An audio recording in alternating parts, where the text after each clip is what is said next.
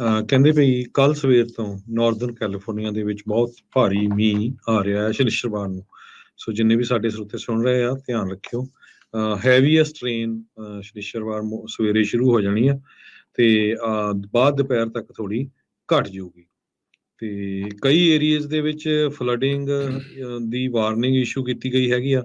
Northern California ਦੇ ਵਿੱਚ ਬਹੁਤ ਸਾਰੇ, ਖਾਸ ਕਰਕੇ ਸੈਕਰਾਮੈਂਟੋ ਵਾਲਾ ਏਰੀਆ ਤੇ ਕੁਛ ਸੈਨੋਜ਼ੇ ਦੇ ਵਿੱਚ ਵੀ ਫਲੱਡਿੰਗ ਦੀ ਵਾਰਨਿੰਗ ਇਸ਼ੂ ਕੀਤੀ ਗਈ ਆ। ਸਰੋਤਿਆਂ ਨੂੰ ਯਾਦ ਹੋਊਗਾ ਕਿ ਸੈਨੋਜ਼ੇ ਦੇ ਵਿੱਚ ਸੰਨ 2017 ਚ ਮੇਜਰ ਫਲੱਡਿੰਗ ਹੋ ਗਈ ਸੀ।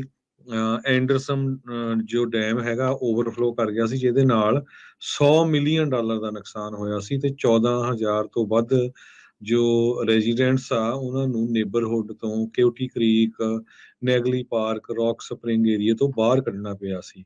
ਸੋ $8.25 ਮਿਲੀਅਨ ਦੀ ਸੈਟਲਮੈਂਟ ਵੱਖ-ਵੱਖ ਫਲੱਡ ਵਿਕਟਮਸ ਦੇ ਨਾਲ ਜੋ ਵੈਲੀ ਵਾਟਰ ਡਿਸਟ੍ਰਿਕਟ ਆ ਉਸਨੇ ਕੀਤੀ ਸੀ।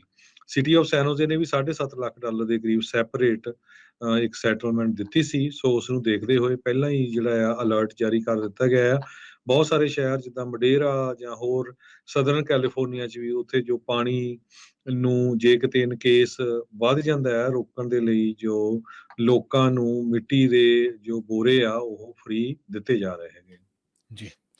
ਆਈਡਾਹੋ ਦੀ ਯੂਨੀਵਰਸਿਟੀ ਦੇ 4 ਵਿਦਿਆਰਥੀਆਂ ਦੇ ਕਤਲ ਦੇ ਮਾਮਲੇ ਦੇ ਵਿੱਚ ਪੁਲਿਸ ਨੂੰ ਪਹਿਲੀ ਵੱਡੀ ਸਫਲਤਾ ਲੱਗੀ ਆ।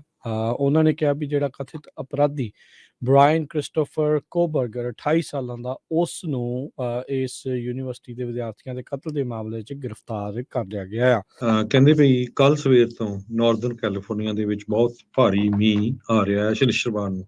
ਸੋ ਜਿੰਨੇ ਵੀ ਸਾਡੇ ਸਰੋਤੇ ਸੁਣ ਰਹੇ ਆ, ਧਿਆਨ ਰੱਖਿਓ।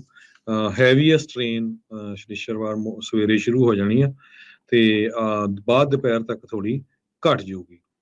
ਤੇ ਕਈ ਏਰੀਆਜ਼ ਦੇ ਵਿੱਚ ਫਲੱਡਿੰਗ ਦੀ ਵਾਰਨਿੰਗ ਇਸ਼ੂ ਕੀਤੀ ਗਈ ਹੈਗੀ ਆ।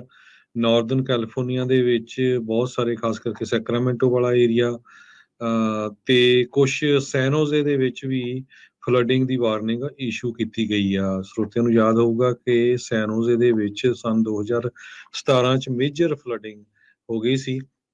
ਐਂਡਰਸਨ ਜੋ ਡੈਮ ਹੈਗਾ ਓਵਰਫਲੋ ਕਰ ਗਿਆ ਸੀ, ਜਿਹਦੇ ਨਾਲ $100 ਮਿਲੀਅਨ ਦਾ ਨੁਕਸਾਨ ਹੋਇਆ ਸੀ ਤੇ 14,000 ਤੋਂ ਵੱਧ ਜੋ ਰੈਜ਼ੀਡੈਂਟਸ ਆ ਉਹਨਾਂ ਨੂੰ ਨੇਬਰਹੁੱਡ ਤੋਂ Cutie Creek, Nagley Park, Rock Spring area ਤੋਂ ਬਾਹਰ ਕੱਢਣਾ ਪਿਆ ਸੀ।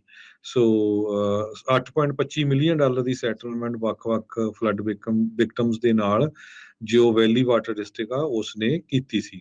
ਸਿਟੀ ਆਫ ਸੈਨੋਜ਼ੇ ਨੇ ਵੀ $7.5 ਲੱਖ ਦੇ ਕਰੀਬ ਸੈਪਰੇਟ ਇੱਕ ਸੈਟਲਮੈਂਟ ਦਿੱਤੀ ਸੀ। ਸੋ ਉਸ ਨੂੰ ਦੇਖਦੇ ਹੋਏ ਪਹਿਲਾਂ ਹੀ ਜਿਹੜਾ ਆ ਅਲਰਟ ਜਾਰੀ ਕਰ ਦਿੱਤਾ ਗਿਆ ਆ।